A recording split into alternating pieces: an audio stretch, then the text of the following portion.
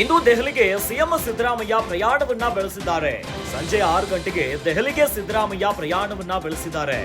ತೀವ್ರ ಕುತೂಹಲ ಕೆರಳಿಸಿದೆ ಸಿದ್ದು ದೆಹಲಿಯ ವಿಸಿಟ್. ಸಿದ್ದರಾಮಯ್ಯ ವಿರುದ್ಧ ಮೋಡ ಹಗರಣದ ಆರೋಪ ಕೇಳಿಬರ್ತಾ ಇದೆ. ಇನ್ನು ಸಿದ್ದು ಕುಟುಂಬ ವಿರುದ್ಧ ಬಿಜೆಪಿ ಜೆಡಿಎಸ್ ಆರೋಪವನ್ನ ಮಾಡ್ತಾ ಇದೆ. ಅಲ್ಲದೆ ವಾಲ್ಮೀಕಿ ಹಗರಣ ಬಗ್ಗೆಯೂ ಕೂಡ ಅಲಿಗೇಷನ್ಗಳು ಕೂಡ ಕೇಳಿಬರ್ತಾ ಇದೆ.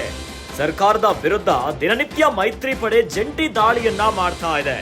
ಲೋಕಸಭೆಯಲ್ಲೂ ಪ್ರಸ್ತಾಪಿಸಿದ ಬಿಜೆಪಿ ಸಂಸದರು ಸಂಸತ್ ಆವರಣದಲ್ಲೂ ಕೂಡ ಮೈತ್ರಿ ಸಂಸದರಿಂದ ಪ್ರೊಟೆಸ್ಟ್ ಕೂಡ ಆಗಿತ್ತು.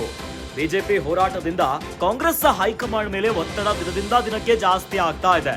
ಹೀಗಾಗಿ ಸಿದ್ದರಾಮಯ್ಯರನ್ನ ದೆಹಲಿಗೆ ಕರೆಸಿಕೊಂಡಿದ್ದಾರೆ ಮಲ್ಲಿಕಾರ್ಜುನ ಖರ್ಗೆ. ಹೈಕಮಾಂಡ್ಗೆ ವಿವರಣೆಯನ್ನ ನೀಡಲಿರುವ ಸಿಎಂ ಸಿದ್ದರಾಮಯ್ಯ ಸಮಜಾಯಿಷಿಯನ್ನ ಒಪ್ಕೊಳ್ತಾರ ಹಾಗಾದ್ರೆ ಖರ್ಗೆ? ಮಲ್ಲಿಕಾರ್ಜುನ ಖರ್ಗೆ ನಿರ್ಧಾರದ ಬಗ್ಗೆ ಹೆಚ್ಚಿದ ಕುತೂಹಲ ಈಗ.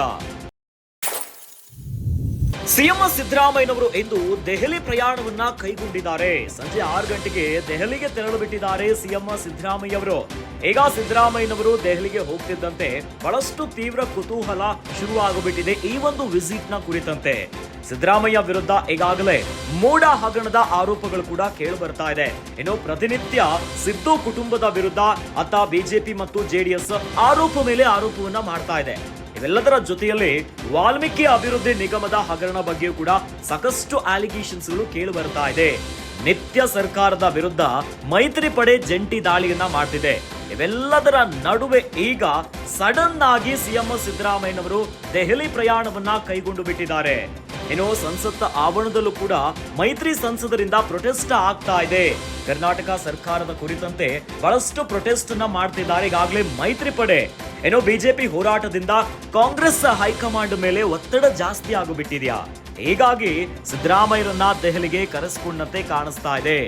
ಹೈಕಮಾಂಡ್ಗೆ ವಿವರಣೆಯನ್ನ ನೀಡಲಿಕ್ಕೆ ಸಿಎಂ ಸಿದ್ದರಾಮಯ್ಯನವರು ತೆರಳಿದ್ದಾರೆ.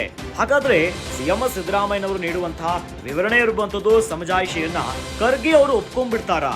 ಮಲ್ಲಿಕಾರ್ಜುನ ಖರ್ಗೆ ನಿರ್ಧಾರದ ಬಗ್ಗೆ ಈಗ ಕುತೂಹಲಗಳು ಹೆಚ್ಚಾಗ್ತಾ ಇದೆ.